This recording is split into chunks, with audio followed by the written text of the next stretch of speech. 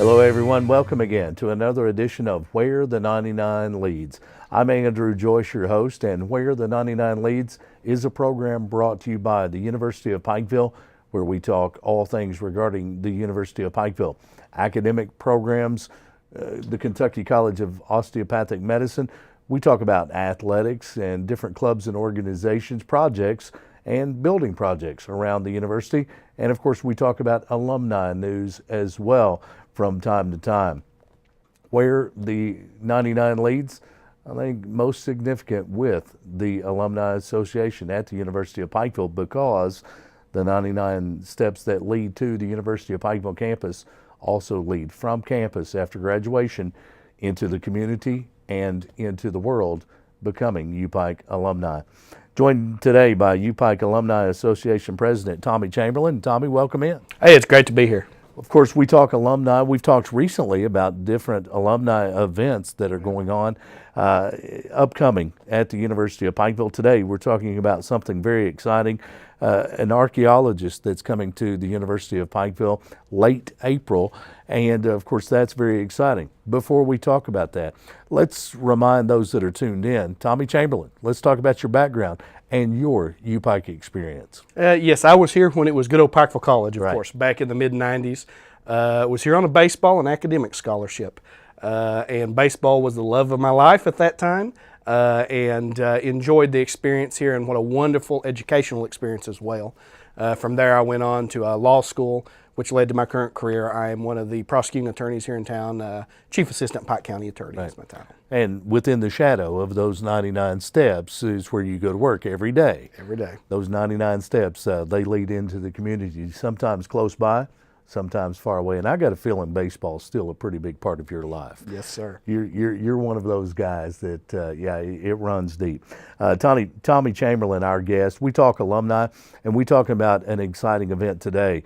Of course, many different events are offered through the Alumni Association, and a unique opportunity coming to the East Kentucky community.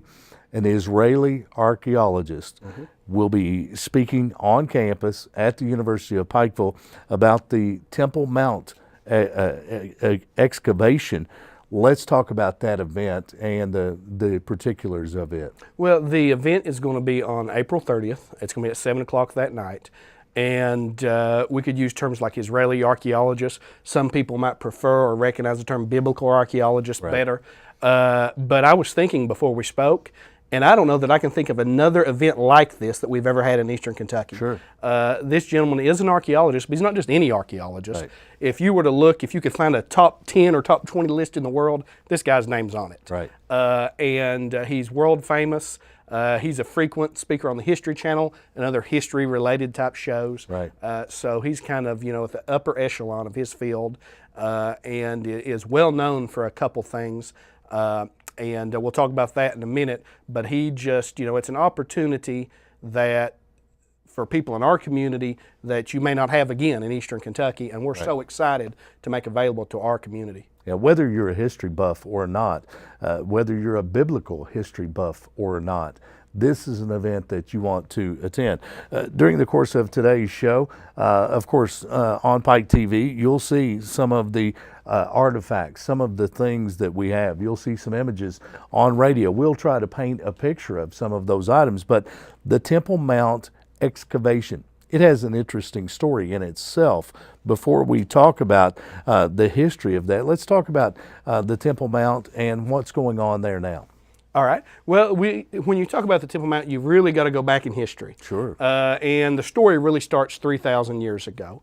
Most people have been to a Sunday school class, and they're familiar with the biblical stories of David and Solomon. Right. Well, Solomon built the original temple that to this day we call Solomon's Temple. And that sat on the Temple Mount in Jerusalem for approximately 400 years. Right. That temple would be destroyed, as history in the biblical account tells us, in 587 BC by the Babylonian army. Come in and wiped out the country of Judah at the time and destroyed the temple and carried off, so many of the people. And then later on, as the people return, they rebuild. And what happens is they build a temple And the biblical account says that the old people that could remember the glory of Solomon's temple wept over how poor the new temple was in comparison. Sure. Well, as history continued on through hundreds of years, we come to a time in history when a man most of us know as a great villain, Herod the Great, Right. decided that he was going to renovate the temple, and that happened. And the temple was renovated in a grand style. And for those of us that's familiar with the stories of Jesus in the New Testament, that would have been the temple he would have been familiar with. And that stood until the year 70 AD, when the country of Israel got on the wrong side of a little empire we all know called Rome. Right. And Rome destroyed the country of Israel at that time and destroyed the temple, actually burning it, tearing it to the ground and burning it. After that point, there would not be another Jewish temple up to today. Right. What sits there today is the Golden Dome of the Rock, a beautiful structure built by the Islamic faith around 691 AD, if I remember my year right. And that is still there today. Now, most people, if they see a picture of that, they're going to recognize, oh yes, I know exactly what that is, even if the Temple Mount is foggy. True. And so we have a photo for our TV audience today where you can see that Golden Dome of the Rock, and you've probably seen that on History Channel, something of that nature, and it's just a beautiful, beautiful structure that's still there today. Absolutely. And the excavation project, how did it come to be? Well, that is a real interesting story. If you look at the city of Jerusalem, much of Jerusalem has been looked at or excavated archaeologically. The Temple Mount, never. Right. But what has happened is they've kind of taken a bad situation and making the best of it. In the late 90s, the Islamic Trust that was in charge of the Temple Mount decided to renovate a mosque. And they did some construction work. Now, in Israel, the law is any archaeological site is supposed to have an archaeological survey, Sure. but that was not done. Right. They bulldozed 400 truckloads off the face of the Temple Mount and removed the dirt. Right. Interestingly, for the TV audience, we have a photo that was clandestine, kind of taken by a student at the time, showing some of that work being done. Wow. Now, what happened is they had 400 what we would call dump truck or truckloads of dirt that were just bulldozed off. Those are 10-wheelers. Yeah. That's what we see on our roadways here today. Those are 10-wheel coal trucks, or gravel trucks, what we would call. That's what I think of when I look at the picture. Sure. It reminds me of a coal truck. So you've Right. got to imagine 400 of those loaded down with dirt off the face of the Temple Mount, and it's dumped outside the city walls of Jerusalem. Well, we are here at a university, and we know students get involved in things. Sure. That's how this came to be. Students from a university in Jerusalem, some archaeology students, went out and started sifting through this earthwork. Right. Found very interesting things and made it public. Big uproar. Sure. And then what happened was at that point, one of the students' professors, which happened to be a famous archaeologist, the man we're actually going to have a visit from, Right. Gabriel Bar-Kai, got a license from the Israeli government to take this earthworks that had been removed, this dirt, and start looking through it, sifting it, and seeing what they could find. So that is how the project started. And we have actually had the wonderful experience that some of our people here have been there. Right. We took a trip last spring, and so we can tell you firsthand how the project works. Sure. So I'll give you a little bit of a description of how that happens. And for our television audience, we're going to show you a photo, 2 quick photos. The first one is actually a very nice lady that I affectionately call Mom. And you can see, for those that can see the picture, she is bent over a screen, Right. looking at what appears to be rock and rubble on this screen. Well, what would happen if you went today to Jerusalem and volunteered on this project? You would get a bucket of earth that was removed from the Temple Mount. Right. You would dump it on this screen.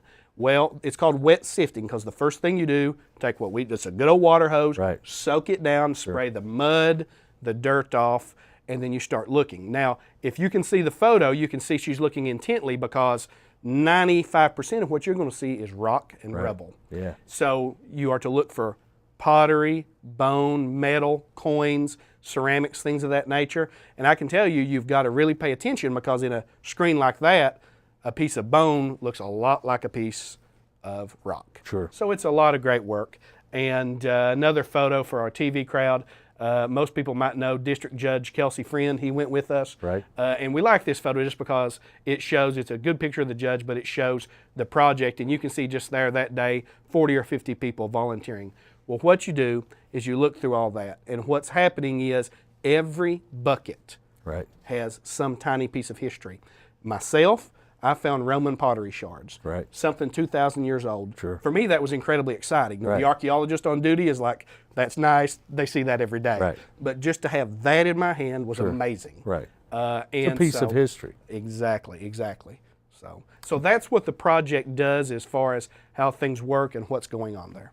And of course, the process, volunteers every day. They're going through this sifting. How long has this project been going on? It's been going on for 10 years now, and they actually have 10 years of work left to do. Right. And they have had, as of last spring, 150,000 volunteers, Wow. including a small handful of folks from Eastern Kentucky. So, No shortage of volunteers, I'm sure. As we talk about the Temple Mount and the excavation of the Temple Mount in Jerusalem, and Tommy Chamberlain, UPike Alumni Association president, our guest on today's show, a special guest, Israeli archaeologist coming to the University of Pikeville April 30th, and we'll be speaking about the excavation, of course, talking about biblical history as well, and bringing some knowledge to Eastern Kentucky that may have never been spoken here in person, and many people invited to be a part of that. It takes place at Booth Auditorium in late April, and you'll want to make plans to be a part of that. But the excavation project, extremely interesting. And you've brought artifacts along with you as well. Dr. Barkai, the top 20 archaeologist in the world, will be in Pikeville April 30th, and not only speaking to the public that night, but also meeting with and talking with UPike students on campus before the event.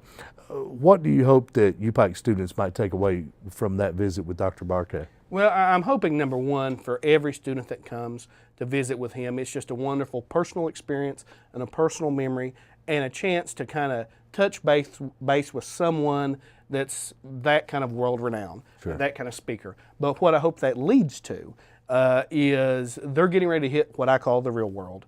And I think that if they can realize that what we tell them when they're little, that sometimes we forget to tell them when they're older, is you can be anything you want to be. Sure. If you're willing to work hard enough for it and make the sacrifices to make it happen.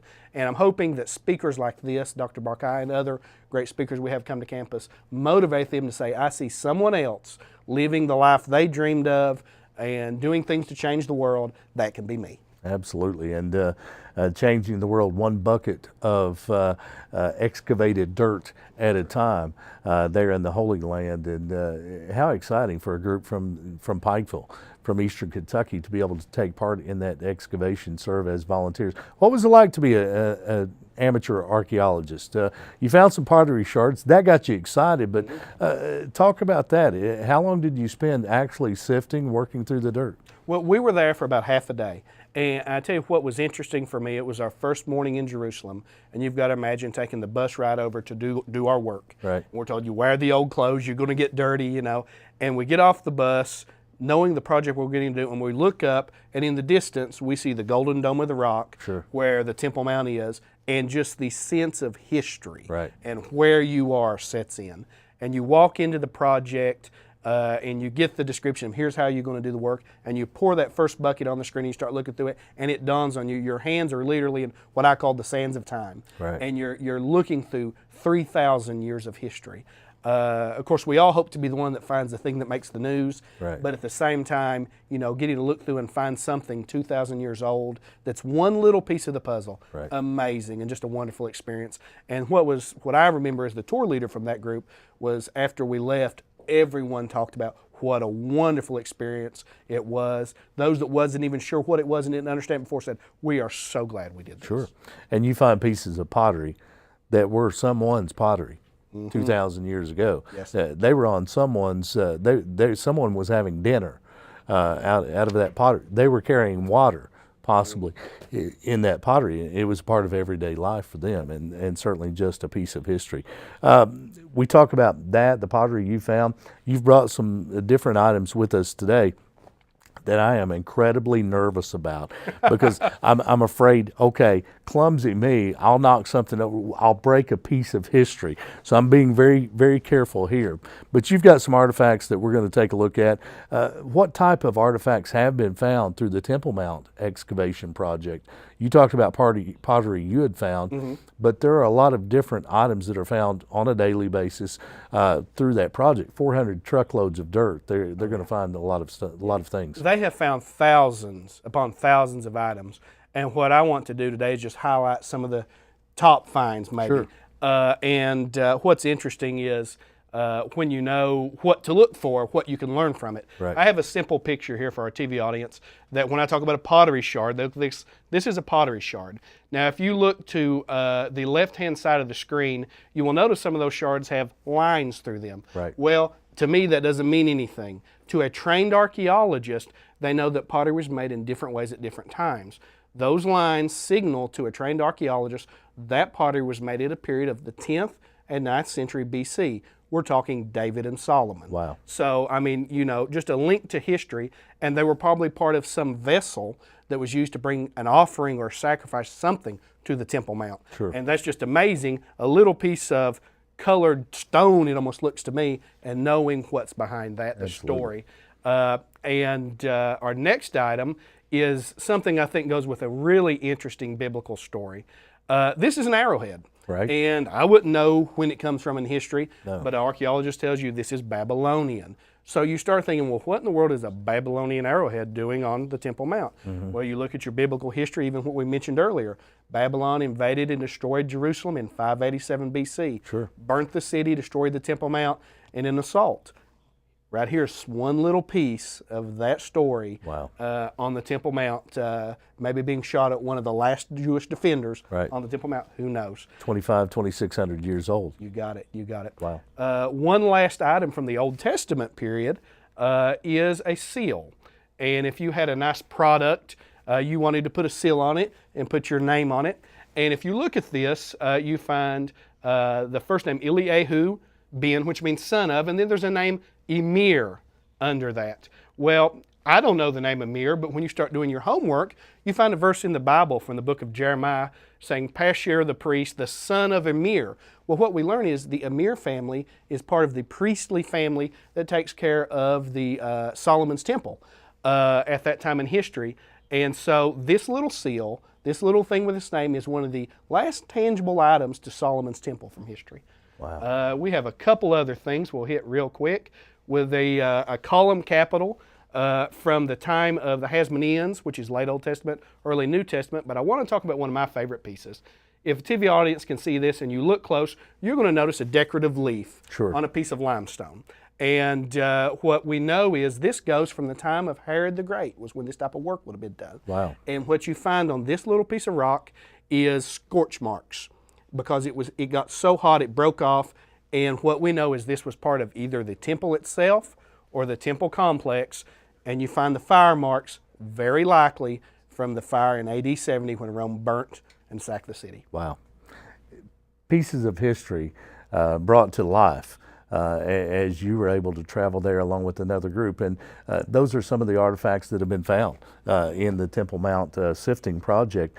You're a student of history. You've got a passion for it. Of course, you're a student at the University of Pikeville. You go on to law school. Where did this passion come from?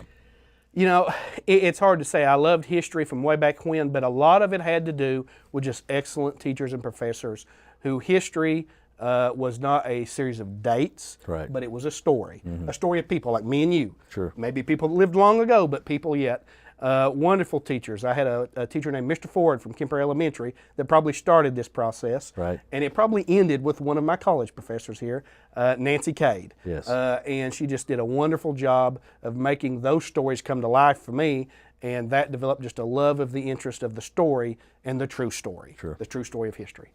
Why do you think it's important to share your experiences, to share the Temple Mount Sifting Project, and host events like this? Why do you think it's important for other people and those students? Well, there's lots of things. There's a famous quote that goes something to the effect of, those that don't learn from history are doomed to repeat it. Right. Now, on a personal note, I love history for just the stories we learn. But a project like this and bringing a speaker in like this is an opportunity for this community to come maybe have an experience they would never have on their own. I was lucky enough to get to travel to Israel and experience this. I've traveled lots of places in the world, and I wouldn't trade those memories for anything. Well, maybe everyone doesn't have that option or not be able to do that. Right.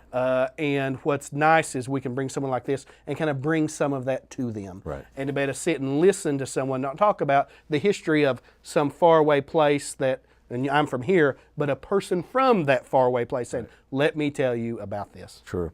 Tommy Chamberlain, UPike Alumni Association President, our guest on this edition of Where the 99 Leads. We are, of course, featuring an event coming to the University of Pikeville campus April 30th. Dr. Barkai of Israel, and world-renowned archaeologist, will be on campus speaking to the public and UPike students about the Temple Mount, the excavation, the sifting project, and other things dealing with archaeology in that part of the world. And we've seen some of the things that have been found in the sifting project today. He won't be traveling with those. They won't let those things leave. That's right. Those artifacts are not allowed to leave the country. That's the law in Israel. So he'll have to describe them and show us photos and talk about those. And one thing we're excited about is that they are promising to talk about some finds that are not yet published for their donor groups as they come through. So we're hoping to hear some exciting news on that level. Well, and you have to think that if these are things that are being kept from the public, it's a big deal. These aren't pottery shards they're going to talk about, but bigger deals that have been found in the sifting project. Now, you've brought some things today with you that have made it here. These are the ones that make me nervous. I'm afraid I'm going to break something that's thousands of years old. But let's talk about some of the things you have here. Sure. I love to collect historic items. And we have a few things here just to show. We have some pottery here. Now, if you were a good person, you need to carry water, oil, whatever. This is a good example of what would be a Middle Bronze Age vase.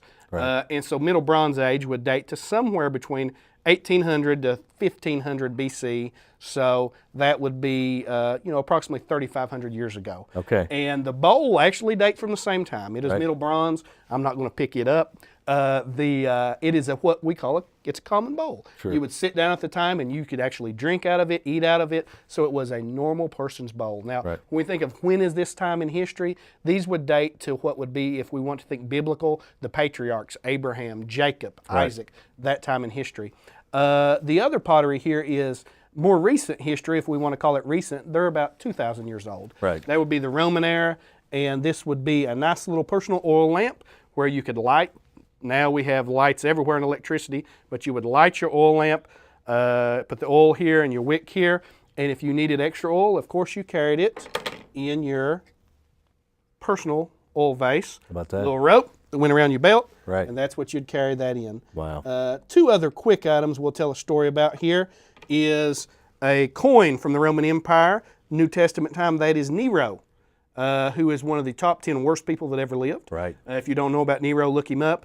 And I do want to make Andrew hold one thing, so we're going to let him show the arrowhead. Yes. The arrowhead is Persian. Now, we can't date that with specificity, but we have a range of somewhere between 1000 BC to maybe 600 BC, so that is somewhere between 3,000 to 2,500 years old, and that would be Persian. So you can imagine that on some archer for the Babylonian army. Right.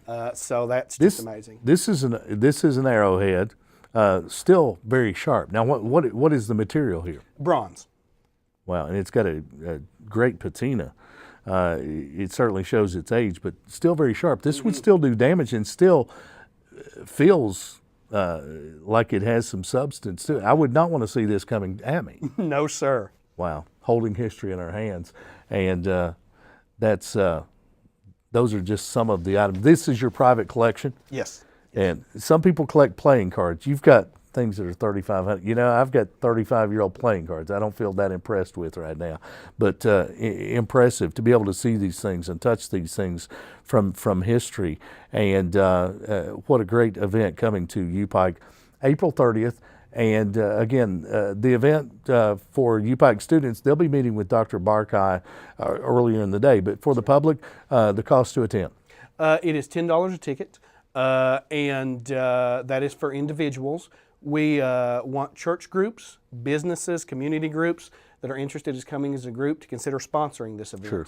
Obviously, to bring a speaker of this nature takes a large financial commitment. Right. But what we are proud of is that every penny that comes in for this project goes to this project. UPike Right. doesn't keep a penny. Dr. Barkai actually makes no salary Right. to come speak to us. He's coming to raise money for his project. His day job as a college professor pays his bills. There you go. So people that are interested in supporting this and supporting this work can purchase tickets, they can donate, they can encourage their church to say, we want to sponsor that because we want our name on the list on the program that night, Right. saying our church was here and we helped bring this important person from biblical history to Eastern Kentucky. Right. And I've kind of come up with a thing that I think this is what's important. A person that donates, that whether it's a ticket or a donation or a sponsorship, they're making an investment.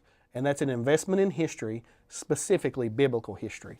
And when I think of this, I think about when they find something that makes the news in 2 years, 3 years, 5 years' time, Right. then we as a community from Eastern Kentucky can say, we had part of that. Right. We invested in that. We helped make that happen. Very good.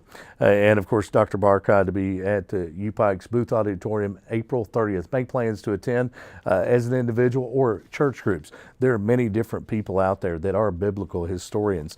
They study the Bible, the biblical history, the text of the Bible, and you can actually see it come to life with some of these items and realize that a bowl from Abraham's time, it gives us more of a sense of that Bible history.